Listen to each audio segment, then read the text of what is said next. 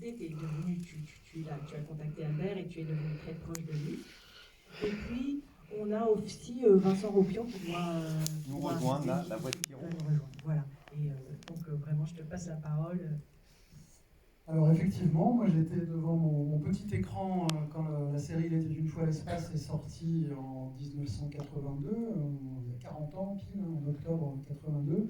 Mais avant ça, il y avait eu Il était une fois l'homme, série pour laquelle j'avais eu un véritable coup de foudre. Donc, je ratais aucun épisode à 19h55, j'étais scotché devant ma télévision, à tel point que j'avais écrit à Albert Barillet, le producteur, réalisateur, scénariste, dialoguiste, enfin, il avait toutes les casquettes et tous les talents.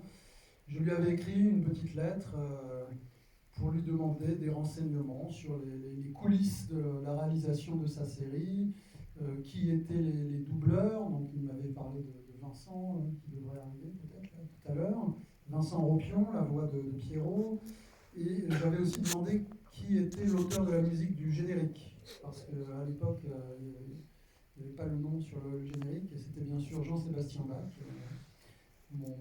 À 11 ans, ma culture en musique classique était assez limitée. Donc à partir de là, une correspondance, une relation épistolaire s'est nouée. J'étais bien sûr complètement emballé par Il était une fois l'espace, puisqu'on retrouvait les mêmes personnages. Et de fil en aiguille, on ne s'est pas perdu de vue avec Albert, jusqu'à ce que je collabore à la dernière série sur le développement durable, Il était une fois notre Terre. Je coécrive trois épisodes. Et ensuite est venue la rédaction du livre La belle histoire, Il était une fois la belle histoire de Procidis. Gros ouvrage, bel ouvrage chez Huguin et Meguin, qui retrace la genèse de toutes les séries d'Albert, en partant de Colargol dans les années 60 jusqu'à la dernière série Il était une fois. Voilà, série qui mélangeait le ludique et l'éducatif, mais bon, pour ce qui est de la philosophie de Procidis, je pense qu'Hélène peut en parler encore mieux que moi, puisqu'elle a repris le gouvernail, elle a repris la barre, et elle essaie de perpétuer la philosophie d'Albert. Oui, toujours faire des programmes où les enfants apprennent en s'amusant et où les parents sont contents, entre guillemets, de voir leurs enfants devant l'écran parce qu'ils perdent peut-être un peu moins leur temps et puis ils apprennent plein de choses. L'idée d'Il était une fois, c'est ouvrir les fenêtres de la connaissance aux enfants. Voilà, leur donner envie d'être curieux, de découvrir et tout ça, ça a donné finalement 40 ans de diffusion et des centaines, si je puis dire, des centaines de vocations dans le monde, de scientifiques, de médecins, d'auteurs. Voilà. De professeurs et de gens d'enfants qui ont découvert que c'était intéressant d'apprendre et amusant. Alors, cette série-là est un peu à part, Il était une fois l'espace dans le corpus des Il était une fois, puisque c'est la moins éducative, c'est celle où la veine romanesque se déploie le plus. On est dans de la science-fiction. Il y a quelques épisodes où on apprend quand même des choses, notamment sur les insectes. Il y a un épisode qui s'appelle Les Géants, où on visite une termitière, un épisode sur les dinosaures. Mais sur les 26 épisodes, on est quand même dans du space opéra, du Star Trek, du Star Wars, et un peu moins dans du ludo-éducatif tel que Albert nous y avait habitués. Et moi j'ai une tendresse particulière pour cette série et pour les 6 derniers épisodes qui ont été compactés pour en faire un long métrage. Donc il y avait 6 fois 20 minutes, ça donne 90 minutes ou 100 minutes au total. Donc il y a une demi-heure de série télé qui a été coupée au montage pour pouvoir former un long métrage. Donc ça, ce sont les 6 derniers épisodes de la série. Et comme vous pouvez le voir, vous avez pu le voir, au niveau même philosophique, c'est très ambitieux. À l'époque, les séries télé pour la jeunesse, il y avait Scooby-Doo, Hanna-Barbera, donc des choses très sympathiques, mais qui ne vous marquaient pas forcément à vie. Là, on brasse des thèmes sur comment dire, est-ce que la fin justifie les moyens? L'ordinateur qui a été programmé par le savant Shiva, s'il veut le bien de l'humanité, mais au passage en maltraitant une bonne partie de l'humanité. Enfin, c'est des choses pour un gamin de 12 ans, 13 ans, moi ça m'a longtemps hanté. Et voilà. Alors, peut-être avez-vous des questions? Je ne sais pas si Vincent va arriver. On espère. Il était là, je l'ai vu hier soir. Hein. Si vous avez une question, soit vraiment forcez la voix pour qu'on vous entende sur les derniers rangs, soit faites-moi signe et je vous apporte un micro. Des questions? Oui? C'est pas vraiment une question, mais il y a... Fort alors. D'accord. En premier, je voudrais vous remercier. Parce que c'est peut-être à dire. Je ne veux pas dire qu'on n'est pas si loin que ça en âge, mais il y a l'idée quand même. J'ai vécu, grandi avec. Et en tant que chimiste, scientifique, c'est vrai que c'est pas toujours facile. J'allais dire, c'est plus un travail, ce qu'on appelle notre vulgarisation. Il n'est pas si évident qu'il va pas se voir. J'ai connu aussi Collardo. Je vous rassure, j'ai regardé aussi. J'assume. Donc, ma première chose, c'était de vous dire merci. Parce que c'est vrai que la science, c'est pas toujours très appétissant pour rester poli. Mes enfants en regardent aussi. J'ai regardé, je regarde encore, bien sûr. J'espère que par la suite, mes petits-enfants aussi découvrent ça, parce que c'est pas quelque chose qui va de soi. Oui, bon, il y en a une qui... Voilà, tu peux le dire. Qui quoi? Qu'est-ce qu'elle dit, l'une? N'aie pas peur. Moi, mes enfants, je leur mettrai une était une fois la vie. Il se brosse bien les dents. Oui. Voilà. C'était un merci que je voulais vous dire, parce que c'est vrai que c'est pas toujours évident. C'est plus facile de regarder un dessin animé que d'essayer de le comprendre. Pour Il était une fois l'espace, c'est vrai que le côté philosophique est peut-être un peu plus difficile à appréhender. Mais bon, il faut bien commencer par un peu. La science, c'est pareil. Il faut bien commencer par quelque chose. Merci de nous dire merci, parce que ça encourage, parce que c'est quand même une bataille de faire vivre ces dessins animés dans un monde pléthorique d'autres dessins animés qui sont beaucoup d'entertainment et qui sont souvent, là je sors de Patty, vraiment super, allez le voir si vous le pouvez. Il y a des films d'une telle qualité aujourd'hui, avec des scénarios très bien ficelés, avec un rythme que nous n'avons pas ici. Et merci de dire merci, parce que ça encourage. Voilà. Jeune homme? Oui. Fort? Oui. En parlant fort, s'il te plaît. Oui. Comment l'auteur de Il était une fois a eu l'idée de faire ce dessin animé? Christophe, est-ce que tu veux répondre? Alors, Albert Barillet, dès son adolescence, sur une feuille de papier, avait noté en vrac des sujets, des thèmes qui l'intéressaient. Il y avait l'histoire de l'humanité, l'infiniment grand, l'infiniment petit. Et de ces trois lignes, sont nées trois séries. Il était une fois la vie pour l'infiniment petit, le corps humain, les infiniment grands, l'espace, l'astronomie, l'astrophysique, il était une fois l'espace, et l'humanité, il était une fois l'homme. Donc il savait déjà, peut-être que tu en sais plus que Mais moi. non, mais toi, tu as rencontré Albert vraiment au moment où il crée, et moi je l'ai rencontré plus tard. Donc je connais cette histoire des trois feuilles. Enfin, oui, c'était quelqu'un vraiment de tout à fait à part, un grand travailleur, et quelqu'un qui n'avait pas pu aller à l'école aussi longtemps qu'il aurait voulu. Et Il était une fois, toute la saga Il était une fois, c'est sa revanche sur la vie finalement. Il aurait voulu beaucoup plus apprendre, et en fait, il a appris par lui-même et il a enseigné aux autres, avec un grand talent de vulgarisateur. Et voilà, Il était une fois l'espace, c'était son souhait de parler des infiniment grands. Je crois aussi qu'il avait vu lors d'un voyage aux États-Unis rediffusé sur la télévision câblée les Star Trek de Gene Roddenberry. On retrouve un petit lien de parenté avec cette confédération très bienveillante, et puis le côté plus utopie que dystopie. Voilà, je pense qu'il y a... Il avait essayé de l'adapter d'ailleurs, je crois qu'il avait demandé les droits, mais les Américains l'avaient peut-être regardé de haut, qui est ce petit producteur français qui n'avait pas eu les droits pour adapter Star Trek en dessin animé en France. Il a fait son Star Trek avec les personnages de Il était une fois, la précédente série. Il était une fois l'homme. D'ailleurs, pour Il était une fois l'espace, dans la chanson du générique, quel est le mot qui revient en permanence? L'infini. C'est ça, monsieur. Voilà. l'infini, donc on est bien dans la thématique. Le terrible du ciel. Jeune homme, tu as levé la main? T'as pas... Ah, Est-ce que tu voudrais parler dans le micro? Dans la chanson, on entendait plusieurs fois le mot sentinelle. oui.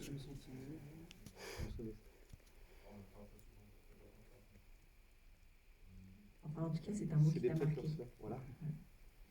Dans le speaker, je l'ai bien remarqué. Eh ben oui, voilà.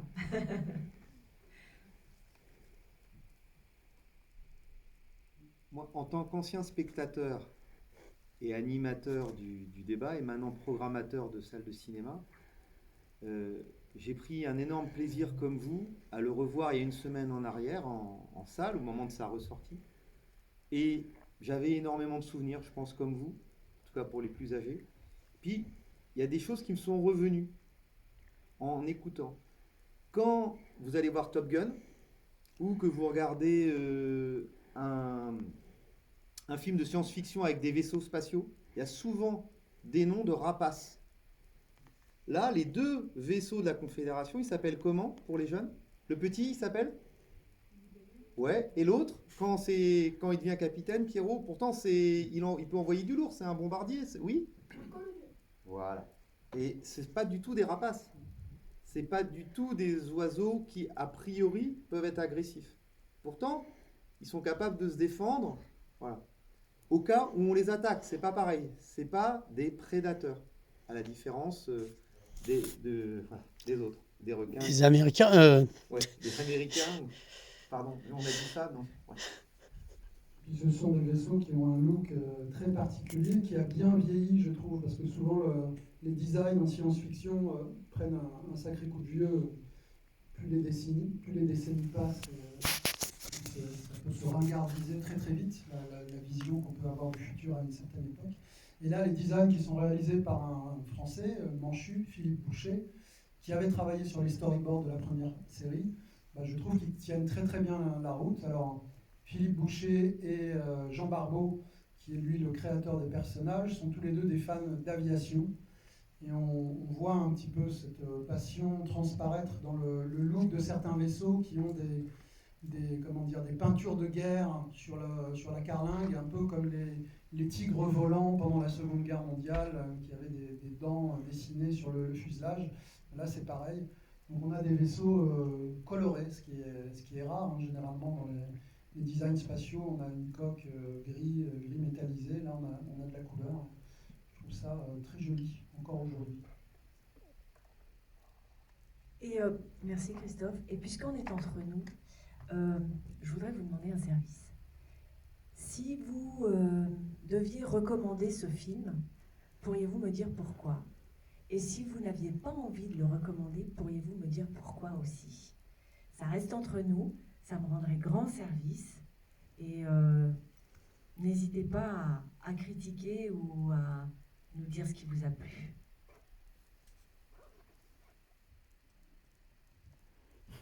Oui, jeune homme.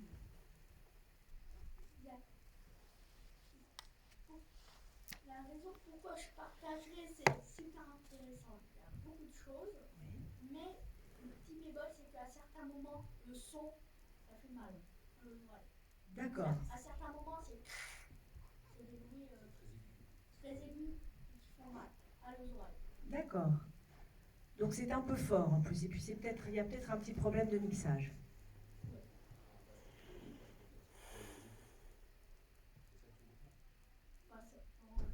Là, à d'autres moments aussi, ça fait. Il y a un son aigu, très aigu. On nettoie la bestiose. Non, là, il n'y avait pas. Et donc c'était le plus aigu pour moi, d'accord. Pourquoi? Pour moi, c'est d'autres moments. Alors, le réglage peut être différent d'une salle à l'autre aussi. Hein. Là, je crois que c'est une version remasterisée. Oui, oui. A priori. Non, il y a des sons Oui. qui frottent. Il y a des sons qui frottent. Oui, il y a des bruitages qui sont très stridents, qui sont très métalliques, et c'est vrai que Ça, c'est dérangeant. oui, c'est dérangeant. Et le rythme aujourd'hui? Le rythme... Oui, pardon. Et Allez-y. justement, donc, je trouve négativement au niveau du rythme. C'est vrai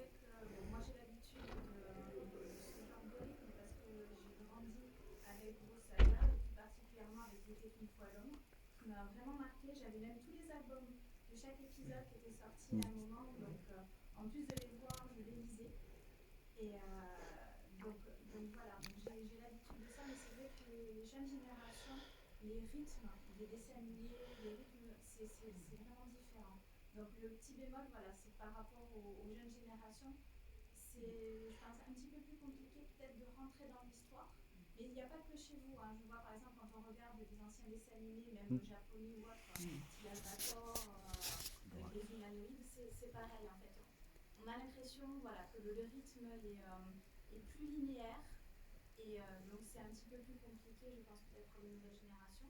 Et au contraire, au niveau positif, donc ce qui est bien, c'est de le faire partager à ses enfants, déjà leur montrer ce que nous, on avait comme divertissement, et de voir aussi qu'il y a des thèmes qui finalement restent d'actualité, l'intelligence artificielle, le devenir de l'humanité, le côté spirituel en fait, donc qui transcende, si vous voulez, les générations. Et au niveau même des voix, des acteurs qui font des voix depuis 40 ans, qui font aussi des dessins animés qui restent très très actuels, comme Vincent Ropion qui faisait Nicky Larson, qui est encore très très connu de nos jours. Donc voilà, c'est le côté transgénérationnel aussi qui est très important. Merci.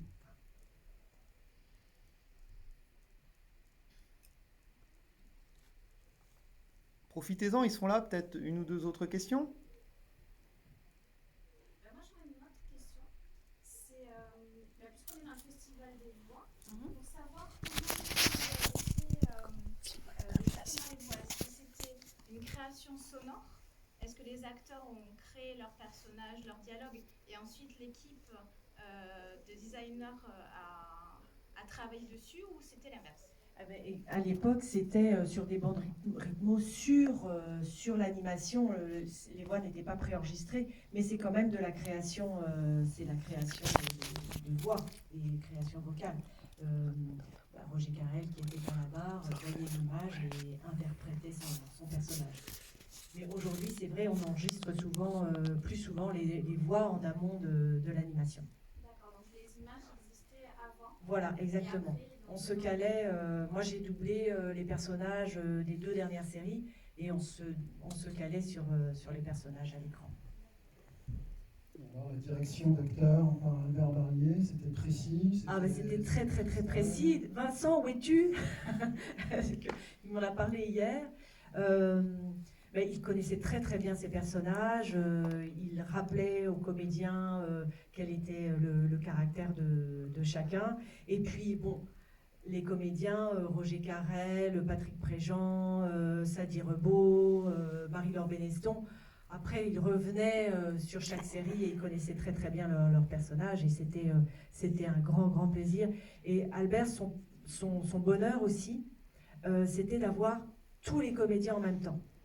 C'est-à-dire qu'on ne faisait pas une piste un jour avec Maestro et Pierrot et l'autre jour Psy, mais c'était tous les comédiens ensemble. Et ça, pour les comédiens, c'est génial parce que ça ajoute du jeu, de la créativité, du répondant. Et ça, pour les comédiens aussi, c'était un grand confort et beaucoup d'amusement. Et voilà Vincent, à qui je cède le micro. Alors Vincent. Donc Vincent, 6 ans et demi, non, c'est pas ça. Non. 12 ans devant l'écran pour les voix de Il était une fois l'espace. J'avais 16 ans. 16 ans. Voilà, bonjour à tous, pardonnez-moi du retard, mais c'était bien. Ah bah c'était, je ne sais pas, oui. Mais on le reverra demain, parce que Voilà. je pense que ça repasse demain. Oui, je crois que ça va. Donc j'avais 16 ans à l'époque, donc vous avez écouté ma voix quand j'avais 16 ans. Et elle n'a pas beaucoup changé évidemment, mais ça a changé dans le... Voilà, je voulais te dire, c'est ce que je t'ai dit hier soir, quand on a 16 ans, quand on est comédien, on n'est pas au mieux de sa forme. On n'est pas très bien. On est un peu... On est ado, quoi. Oui, on est ado, donc on est un peu mou, voilà. Et je n'aime pas vraiment ce que j'ai fait dans ce que vous avez vu.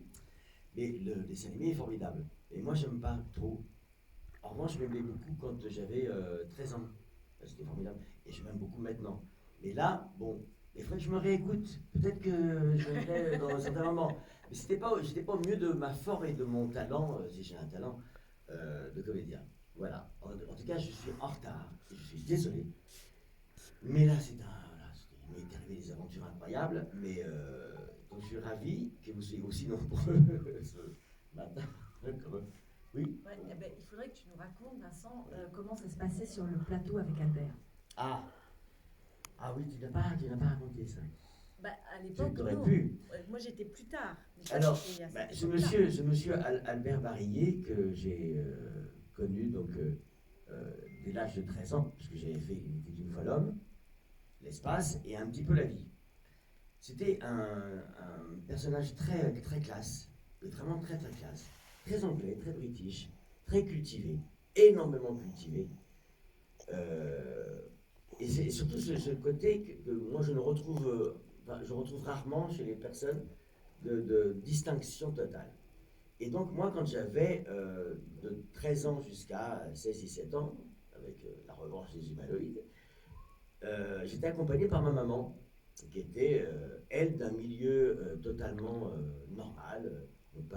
Mon père était plombier, ma mère était au foyer, mais elle était très classieuse, avec des beaux chapeaux, des voilettes, voilà. Elle est toujours là d'ailleurs, elle est toujours vivante. Et le souvenir d'Albert Barillet, c'est que c'est quelqu'un qui mettait une humeur sur ses plateaux, parce qu'il était tout en larmes. On avait le directeur de plateau et aussi le créateur.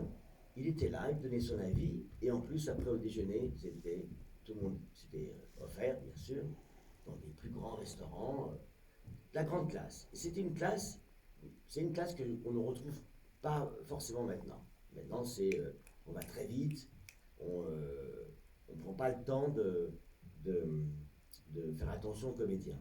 Et en plus, il y avait, et là on l'a entendu, à part moi bien sûr, des comédiens exceptionnels. Des comédiens vraiment qui étaient des grands comédiens pas de doublage, de théâtre et de télévision.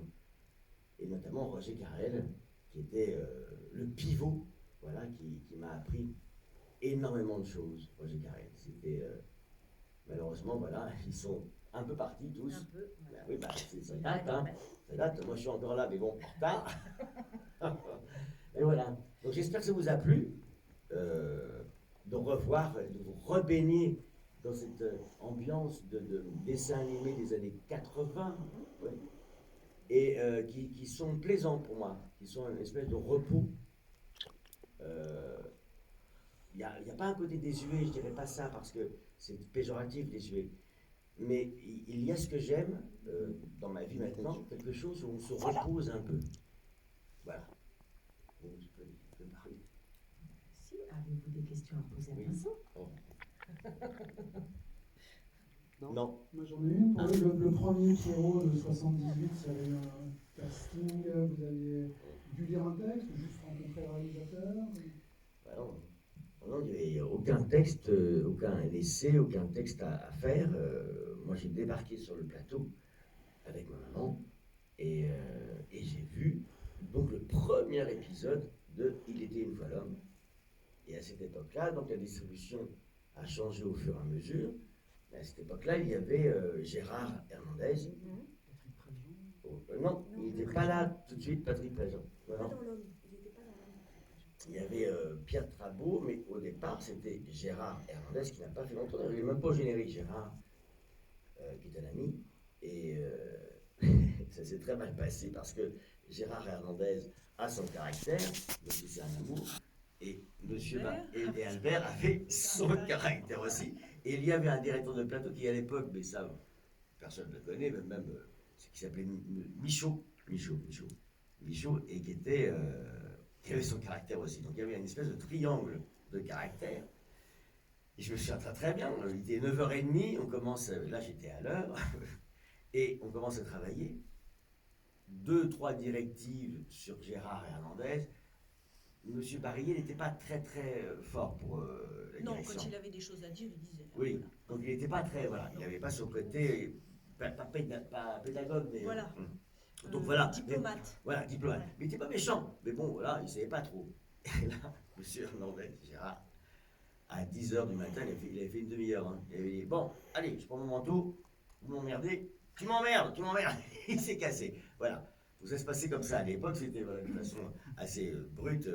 Donc on a vu beaucoup de personnages comme ça. Et puis moi je suis débarqué là-dedans avec un bonheur, mais extraordinaire. C'est-à-dire que il faut savoir que cette série passée sur, c'est pas France 3, FR3, qui commençait à être en couleur. Attention, parce que c'est... Ah oui. Et moi, trop fier, ça passait à 19h55.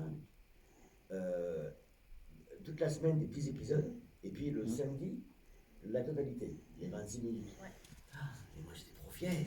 Parce que j'écoutais ma voix, tout ça, ça passait dans mon immeuble. J'habitais à un HLM, dans la banlieue parisienne. Mais vraiment, c'est une fierté. Et ce truc-là, cette série-là, et toute la production Procidis, il y avait les magazines. Magazines incroyables. Ça, moi, j'ai acheté aussi. Ils n'étaient pas offerts. Hein. Ah oui, bon, c'est pas grave. J'ai acheté, j'avais vraiment une fierté.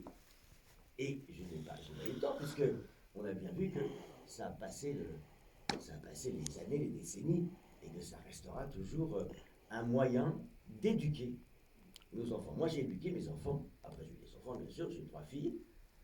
Ma dernière a 18 ans. Je les ai éduquées dans l'histoire de l'humanité avec ça. Je leur ai montré, et c'est formidable. Et on reste toujours, et après, tu as les découvreurs. Les explorateurs. Mon grand regret, c'est que malheureusement, je n'ai pas fait le reste. Parce que j'étais remplacé par. Parce que j'étais pas libre, hein, c'est pas une question de qui ne voulait plus, j'étais pas libre. Et une fois que j'ai été remplacé, c'était. Olivier Lestrée, voilà. Mais qui est très très bien aussi. Et c'était un vrai plaisir. Voilà. Une autre question peut-être? Moi, oui, un petit mot sur votre aventure postérieure avec Nicky Larson. Ah, Parce que c'est peut-être pour ça que vous n'étiez pas dispo, entre autres. oui. Avancez d'un pas, sinon vous allez avoir le projecteur dans les yeux. D'accord. Oui, ben Nicky Larson, c'était juste après. Peut-être, je bossais énormément, je travaillais énormément. Et voilà, après les questions de date, c'est dommage. Mais Nicky Larson, oui, il y a un nouveau Nicky Larson qui va sortir. Donc j'espère que je vais être de nouveau utilisé pour faire la voix de Nicky Larson. Pour l'instant, je n'ai pas de nouvelles. Mais sinon, oui, c'est des aventures qui sont assez incroyables. Et Il était une fois l'homme et l'espace en font partie. Enfin, pour moi, dans ma vie, ça fait partie des grandes choses auxquelles j'ai prêté ma voix, évidemment. Après, ce n'est pas moi qui ai choisi, mais j'ai beaucoup de chance. Voilà. D'autres questions? Une ultime question peut-être? Madame? Déjà, je suis très très contente de vous voir. Moi aussi. Parce que C'est je sûr. connais votre voix depuis toute petite en fait. Donc, Ah ce oui. qui est Nicky Larson, manga, etc. Donc, je me retiens. Ah, mais ne vous retenez pas. Voilà, je suis vraiment ravie. Et j'aurais voulu avoir votre sentiment sur l'évolution justement et la reconnaissance des acteurs du doublage. Parce qu'avant, c'était un petit peu le côté alimentaire, c'était même mal vu par beaucoup de stars de la comédie. Et maintenant, c'est l'inverse. Donc, il y a peut-être le côté des quadras qui le côté nostalgique, fait revenir devant le devant de la scène tout ce qui est film d'animation, dessins animés japonais. Et savoir, vous, comment vous avez vécu ça de l'intérieur, en fait, puisque vous avez connu peut-être ce rejet d'une certaine partie de vos collègues, et puis maintenant, vous êtes un petit peu plus dans la lumière, voire même beaucoup plus, avec les réseaux sociaux, par exemple, et les événements comme ici. Oui, bien sûr. Mais tout à fait. C'est très curieux, ça a été une petite charnière, c'était en 90-2000, où le comédien qui fait ce doublage, pas comédien de doublage, j'aime pas ça, un comédien qui fait de la pub, de la radio, du théâtre, du cinéma, de la télé, et notamment, par exemple, Pierre Arditi, qui est une star maintenant, je l'ai connu, il faisait du doublage, du théâtre, et voilà, il doublait avec nous, et beaucoup de personnes comme ça. Et ça a été, à partir du moment où certaines stars ont fait du doublage, et parce qu'on les utilisait pour faire une promotion d'un dessin animé, ça a débloqué un peu tout ça. Et ouais, moi c'était en 2000, j'avais fait Nicky Larson et tout ça, et il y a un magazine qui s'appelle Animeland, vous connaissez, et j'ai été super étonné, mais vraiment, parce que moi j'ai toujours fait ce métier-là, pas parce que je le dénigre, mais j'adore, hein. Mais j'ai fait de la radio, j'ai fait des pubs, je tourne. Là, je recommence un petit peu à tourner, j'adore ça. J'ai joué à Avignon, au théâtre, voilà, c'est notre métier, comédien. Et le doublage, il est en plus. Mais moi, comme mon parcours est assez baroque, parce que j'ai commencé à 11 ans. Donc je n'ai pas vraiment décidé. C'est ma maman, n'étant pas dans le métier, qui m'a mis là-dedans. Donc tu veux faire de la danse classique? Oui. Tu veux faire de l'équitation? Oui. Tu veux faire du patinage? Oui. Tu veux faire du théâtre? Oui. Et hop là. Et après, c'est moi qui ai pris les rênes. Mais sinon, au départ, je n'ai pas décidé. Comme beaucoup de personnes le font, tiens, je vais être comédien. Et je veux le rester, et je le reste. J'ai une carrière de doublage et de théâtre hein, qui va dépasser celle d'Aznavour dans quelques temps. Mais c'est vrai. Et j'en suis très fier. Je ne me connais pas vraiment, mais je gagne ma vie avec ça. Donc je gagne ma vie, j'ai fait des enfants, j'ai nourri mes enfants grâce à ce métier. Et donc votre question sur le fait que c'est devenu un peu plus dans la lumière, ben, je trouve ça formidable. Parce que, notamment, bon, pour moi, bien sûr, mais les personnes, encore une fois, que j'ai connues à l'époque, qui sont les Roger Carrel, les Claude Bertrand, les Marc Cassot, ça vous dit peut-être rien tous ces noms, mais ceux qui aiment le doublage et les voir, Jean-Claude Michel, Pierre Travaux, c'était des comédiens extraordinaires, mais extraordinaires, qui faisaient beaucoup de théâtre, mais qui n'étaient pas connus, mais qui ont bercé vos enfants. Ben, on entend toujours, les vieilles séries, les vieux films, on réécoute. C'était des comédiens extraordinaires. Et ils ont laissé une marque dans le doublage, comme certains, quand on écoute pour la radio. Moi, j'écoutais beaucoup la radio à l'époque, les pièces, et j'ai fait beaucoup de radio aussi. Et quand il y avait micro, c'est mieux, on écoutait une pièce, il y avait des voix incroyables, qui nous faisaient rêver. Et il y en a toujours, hein. La preuve, je suis toujours là. Donc, votre question pour y résumer, oui, je suis très content que ce métier qui était un côté péjoratif et un peu dénigré dans l'ombre soit un petit peu dans la lumière. Pas trop, faut pas non plus, ça va, on ne fait que copier, à part la revanche des humanoïdes où on crée, et sinon on copie. Et oui, c'est pas mal, c'est bien. Voilà. Une autre question peut-être, non? Non. Bah, écoutez, on va arrêter pour le moment, hein, puisque à Voix d'étoiles, ce sont des échanges dans les salles, mais aussi dans les allées du festival.